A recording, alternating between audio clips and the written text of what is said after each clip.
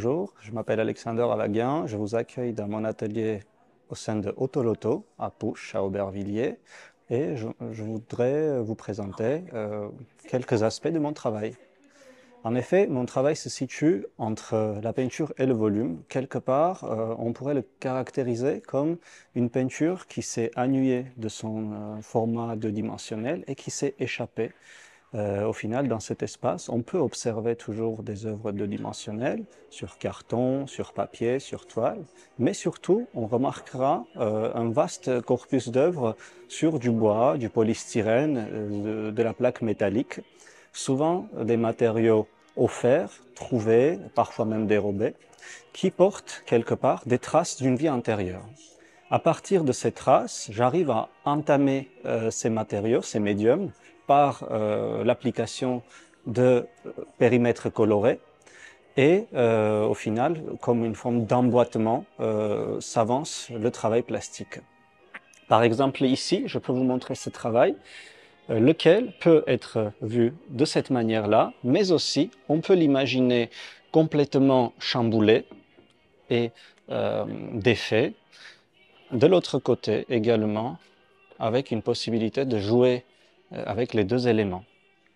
Par ailleurs, par exemple, je voudrais attirer votre attention sur les séries sur des tasseaux contre un mur ou bien posés horizontalement, lesquels servent d'une certaine manière comme des appuis pour soutenir un mur ou bien démarquer une frontière.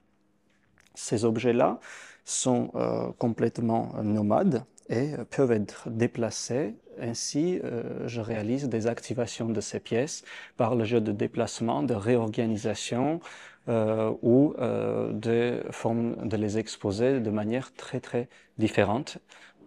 Notamment, je voudrais attirer votre attention sur le cousin éloigné de cette œuvre-là, qui est donc cette pièce au mur, zone de résistance, ici exposée horizontalement. Peut-être pour conclure, je pourrais vous parler de ces volumes peints. Ce sont des jeux de deux parallélépipèdes, lesquels sont recouverts de peinture. Ainsi, ils donnent la possibilité de faire des peintures recomposables.